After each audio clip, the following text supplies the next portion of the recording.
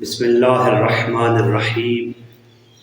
الحمدللہ، خداوند متعال کی عظمتوں اور روحانیت والا برکتوں والا مہینہ آ چکا ہے، اور اس مہینے میں ہر بندہ مومن اپنے علم، اپنی استطاعت، اپنی معرفت کے مطابق خداوند متعال کے قرب کی کوشش کرتا ہے۔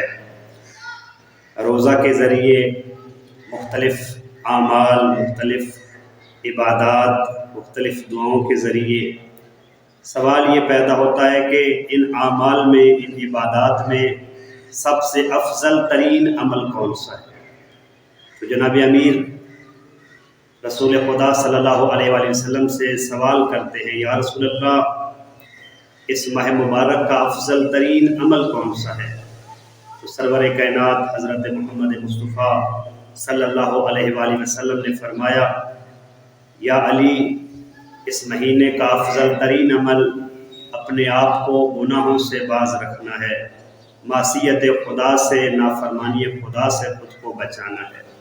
اور اسی طرح کا ایک فرمان حضرت فاطمہ زہرا سلام اللہ علیہا کا کہ آپ نے فرمایا کہ روزہ دار کی آنکھ، کان، زبان اور دیگر اعضاء اگر گناہوں سے محفوظ نہیں ہیں تو اس کا بھوکے رہنے کا کوئی فائدہ نہیں ہے۔